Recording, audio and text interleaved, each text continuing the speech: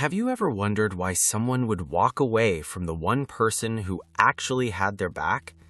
Why is it that in the complex dance of human relationships, we often see people trade a lifetime of loyalty for a moment of validation, only to find themselves haunted by that choice years later?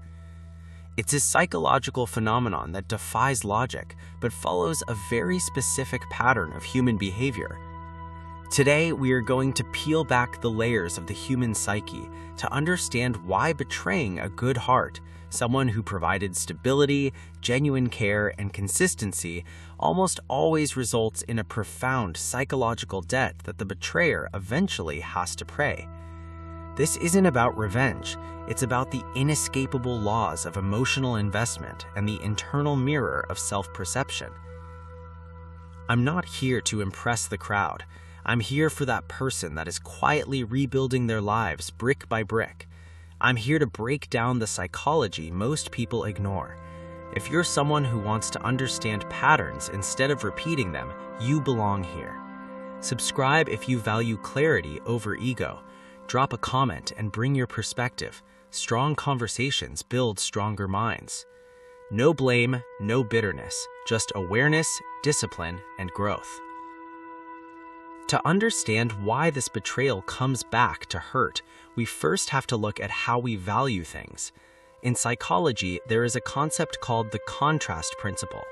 We often don't know the true value of an experience until it is contrasted against a different, often harsher reality.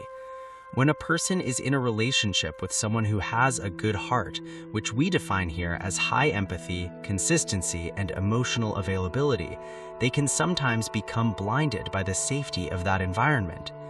Because there is no conflict, no volatility, and no fear, the brain's reward system starts looking for a spark or a challenge elsewhere. They mistake peace for boredom. Think about a man we'll call Julian. Julian was with Sarah. Sarah was the definition of a good heart. She supported his ambitions when he was earning nothing, she maintained a peaceful home, and she was predictable in the best way possible. But Julian began to feel that this predictability was a cage. He started to believe that his success was solely his own doing and that he deserved someone more exciting, someone who would make him feel that rush of uncertainty. He chose to betray Sarah's trust, moving on to a series of high-conflict, high-intensity relationships. At first, Julian felt a sense of freedom, but within a year, the psychological toll began to mount. He realized that the excitement he sought was actually just anxiety. He was now with partners who used emotional withdrawal as a weapon, who didn't support his growth, and who were only there for the peak moments. The contrast hit him like a freight train. He didn't just lose Sarah, he lost the psychological foundation that allowed him to be successful in the first place. This is the first reason betrayal hurts the betrayer. It shatters their internal safety net, and they usually don't realize that net existed until they're in free fall. We often talk about the victim of betrayal, but let's look at the perpetrator's psychology. When you betray someone who treated you with nothing but kindness, you create a narrative gap in your own mind. Most of us need to believe we are good people. To justify hurting a good heart, the betrayer has to engage in devaluation. They have to tell themselves they were too boring, or they were actually controlling, or I was stifled. They create a monster out of a saint just so they can sleep at night. However, this narrative is fragile. Over time, as the newness of the betrayal wears off, the cognitive dissonance sets in. This is the mental discomfort experienced by a person who holds two or more contradictory beliefs or values. You know you did something bad to a good person, yet you want to feel good. This creates a low-level, chronic stress. It's a weight that sits in the back of the mind. Have you ever noticed how people who have betrayed a good partner often seem restless? They're constantly running, constantly seeking new distractions, because the moment they sit in silence, the truth of their character starts to speak. In both men and women, we see a pattern called the grass is greener syndrome. From a behavioral standpoint, this is often linked to an avoidant attachment style. When things get too real or too stable, the individual feels an internal pressure to sabotage. They perceive the good heart as a mirror that reflects their own inadequacies. If someone loves you unconditionally and treats you with respect, and you still feel unhappy, you are forced to admit that the problem is within you. For many, it is easier to betray the partner and leave than to do the hard work of fixing their own internal emptiness. But here is the catch. When you leave a good heart, you take that internal emptiness with you. You haven't solved the problem, you've just changed the scenery. This is why we see the pattern of the regret cycle. It usually kicks in when the betrayer encounters their first real hardship without that good heart there to anchor them.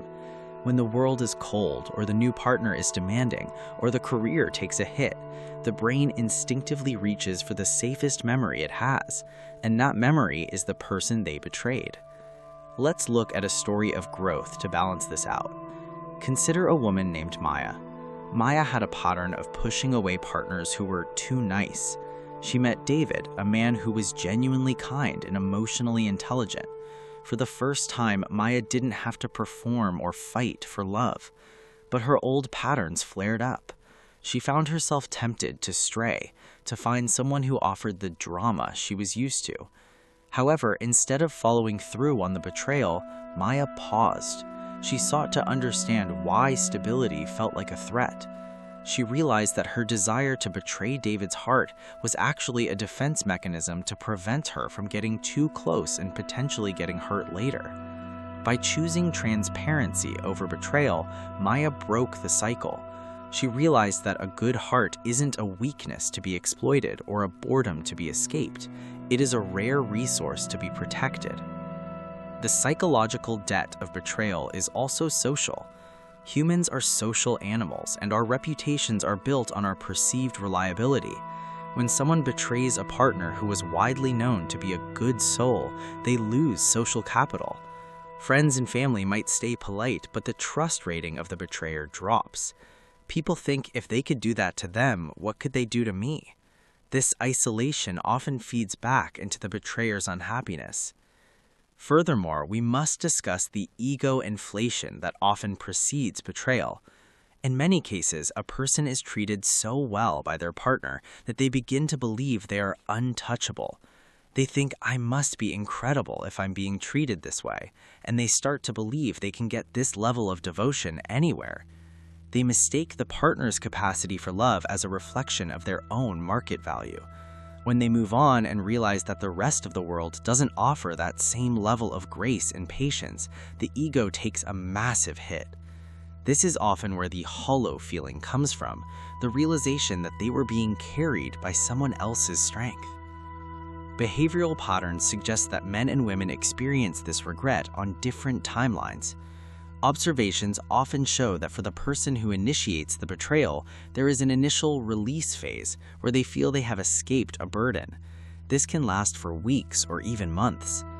But as the external world proves to be more transactional and less forgiving than the good heart they left behind, the comparison phase begins.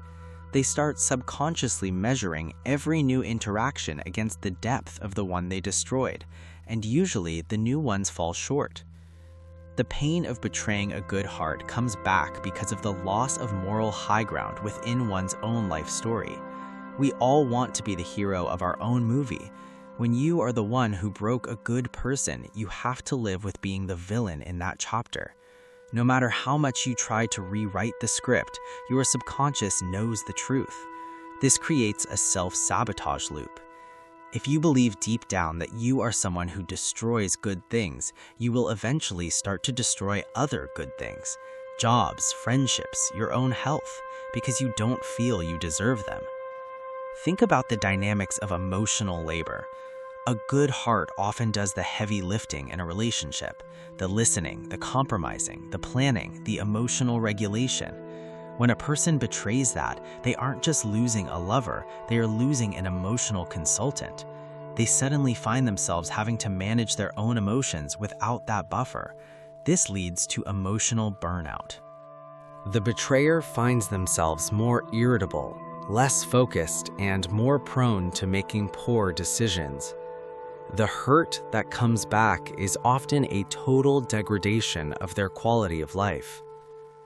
It's important to ask yourself, are you valuing the peace in your life, or are you mistaking it for a lack of progress? Many people throw away a gold mine because they were looking for a neon sign. They want the bright lights and the loud noises, not realizing that gold is quiet and heavy and valuable. When you betray that quiet value, you are essentially betting against your own future stability. Psychologically, the good heart is also the person most likely to have clean closure. Because they gave their all, when they finally walk away after being betrayed, they rarely look back. They have no what-ifs. They know they did everything they could. This creates a ghosting of the soul. The betrayer tries to reach out months or years later, hoping for a recharge from that good heart, only to find that the door is not just locked, it's gone. The person has moved on, often into a much higher level of self-respect. This absolute loss is a unique kind of pain for the betrayer, who is used to being able to guilt or manipulate their way back into people's lives. We see this in the way people talk about the one that got away. In many cases, it wasn't just the one, it was the one I didn't deserve and realized it too late. That realization isn't a single moment. It's a slow burn realization that colors every subsequent relationship. It's the ghost at the dinner table. It's the voice in the back of the head that says, they would have stayed, but you didn't. Understanding these behavioral tendencies is crucial for anyone currently in a relationship or looking to build one. It's about recognizing that the good heart is the highest form of human currency. If you have one, protect it. If you are one, understand your value so that you don't let your light be dimmed by someone who doesn't yet understand the gravity of what they have. We have much more to cover regarding the specific decision-making processes that lead to these moments and how to recalibrate your own internal compass if you've been on either side of this dynamic. Once you understand that the pain of betrayal isn't just a consequence of what you did to someone else, but a consequence of what you did to your own sense of integrity, the entire landscape of human connection changes. Most people spend their lives avoiding the mirror because they're afraid of the person looking back, the person who traded a diamond for a handful of gravel because the gravel glittered for a second in the sun. But real power doesn't come from the ability to walk away from a good heart. It comes from the discipline to stay, to nurture, and to recognize that consistency is the highest form of character. I don't make content for the average mindset. I make it for the ones who hold themselves accountable. If you're someone who values clarity over conflict, this channel is for you. Subscribe if you want more psychology-driven breakdowns like this. Add your thoughts in the comments. Thoughtful conversations are always welcome here. Understanding first, judgment later. To dive deeper into why this comes back to hurt, we have to look at the psychology of scarcity. In a world of digital dating and instant gratification, a good heart, someone who is emotionally regulated, loyal, and honest, is actually a statistical anomaly. When a person is in the middle of a relationship with a good heart, they often suffer from the abundance fallacy. They think, if this person treats me this well, surely everyone else will too. They attribute the peace of their life to their own greatness rather than the partner's effort. But when they step out into the dating market or the real world, they hit a wall of transactional behavior. They realize that most people are looking for what they can get, not what they can give. This is where the internal erosion of self begins. The betrayer starts to realize they threw away a rare resource for a common one. This realization creates a specific type of depression called post-betrayal remorse, which is different from standard grief. It's grief mixed with the shame of self-inflicted loss. Let's look at the story of a woman named Elena. Elena was married to Marcus. Marcus was a good heart. He was the man who remembered her favorite tea, who listened to her work rants without checking his phone, and who stayed steady when her family life was in chaos. But Elena started to feel that Marcus was too safe. She mistook his stability for a lack of ambition, even though he was a high performer at his job. She wanted fire. She began an emotional affair with a man who was volatile, unpredictable, and exciting. She eventually left Marcus, thinking she was finally living. 2 years later, the excitement of the new man turned into a nightmare of inconsistency. He didn't show up when she was sick. He didn't care about her day. He was only interested in her when she was on. One night, Elena found herself sitting in her car, staring at her phone, wanting to call Marcus just to hear a voice that didn't want something from her. But she couldn't, because she knew she had destroyed that bridge. The hurt that came back to Elena wasn't Marcus seeking revenge. It was the cold, hard reality that she had traded a sanctuary for a storm. She had to live with the fact that she was the architect of her own loneliness. In relationship psychology, there is a concept called the investment model of commitment. It suggests that commitment is based on 3 things: satisfaction, the quality of alternatives, and the size of the investment. When someone betrays a good heart, they usually have a skewed perception of quality of alternatives. They see the highlight reel of other people's lives and compare it to the behind the scenes of their own relationship.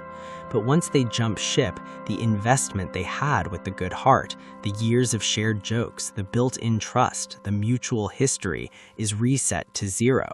They find out that building that level of investment with a new person takes decades, and most people don't have the patience to do it twice. This leads us to the shadow of comparison. For the betrayer, every new partner is auditioning for a role that has already been played perfectly. If the new partner is slightly late, the betrayer thinks Marcus was always on time. If the new partner is selfish, they think Sarah always shared. They become haunted by the very ghost they created. This is why many betrayers find themselves unable to stay in new relationships for long. They are constantly looking for the good heart in people who don't have it, and they grow bitter when they can't find it.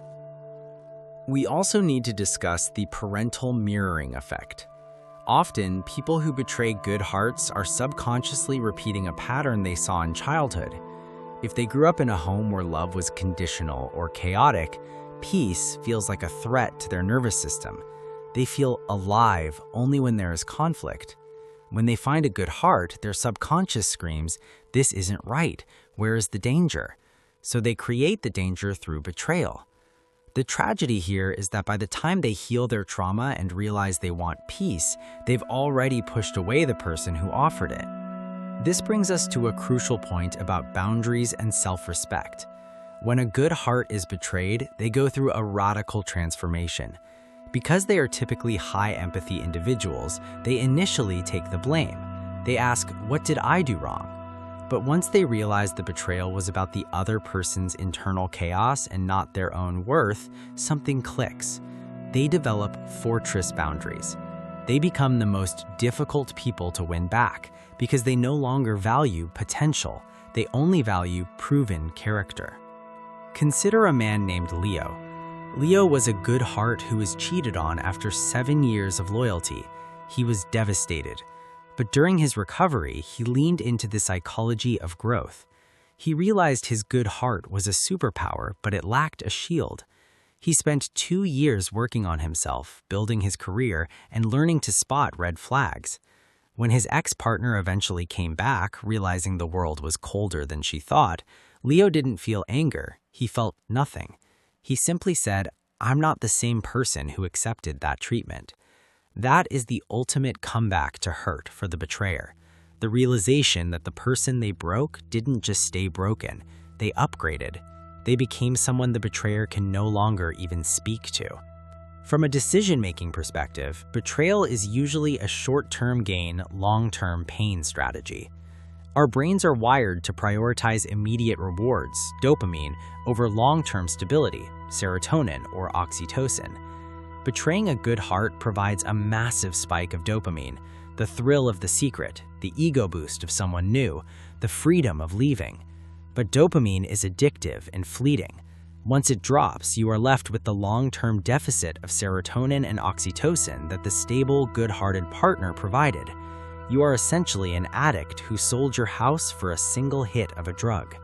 This is why, as you get older, the hurt of past betrayals often intensifies. When you are 25, you think there are infinite good hearts out there. When you are 45, you realize how rare they actually are. You start to look back at the people you hurt not with the power you felt at the time, but with a profound sense of what was I thinking? This is the maturity tax. It is the interest you pay on the mistakes of your younger, less aware self. So how do we navigate this? If you are a good heart, your job is to stay good but get dangerous. Being good without boundaries is just being a doormat. You must be the kind of person who is a blessing to have but a nightmare to lose. You do this by having a zero-tolerance policy for disrespect. When you show people that you are willing to walk away from anyone who betrays your peace, you actually become more attractive to high-character individuals and a no-fly zone for people looking to play games. If you are someone who has betrayed a good heart in the past, the path to healing isn't through hoovering or trying to get that person back. They are likely part of your learning chapter, not your forever chapter. The path is through radical accountability. You have to sit with the discomfort of what you did. You have to ask yourself, what was I trying to escape within myself? You have to build a character that is worthy of the next good heart that comes your way, because if you don't change the pattern, you will repeat the betrayal. The behavioral tendency of the human mind is to seek what it lacks. If you lack internal peace, you will seek external chaos. If you lack self-worth, you will seek external validation.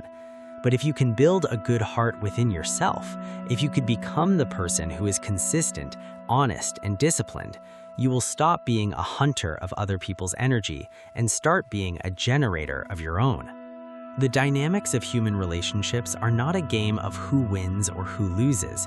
They are a reflection of our internal state. Betraying a good heart is essentially an act of self-sabotage. You are cutting the ropes that hold your own ship to the dock. It might feel like setting sail in the moment, but when the storm comes, and the storm always comes, you'll realize that the dock was the only thing keeping you from being lost at sea.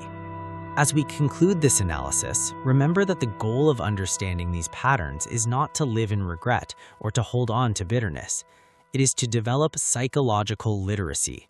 It is to be able to look at a situation and say, I see the pattern here and I choose a different path.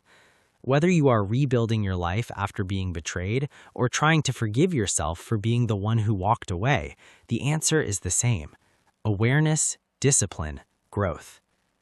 The fact that you're still here tells me something about you. You don't shy away from uncomfortable truths. You sit with them, you think through them, and most importantly, you use what you learn to grow. That's rare. By watching this, you're not just consuming content, you're actively building yourself, shaping your mindset, and sharpening your awareness. And in this space, you're not alone. There's a community of people committed to understanding behavior, setting boundaries, and improving themselves. If this video gave you insight, clarity, or even a small shift in perspective, subscribe and stay part of this journey. Drop a comment below and share what resonated with you or any experience you've had that connects with this. I read every comment and your voice matters here. Keep challenging yourself. Keep applying what you learn. Keep doing the work. I'll see you in the next one.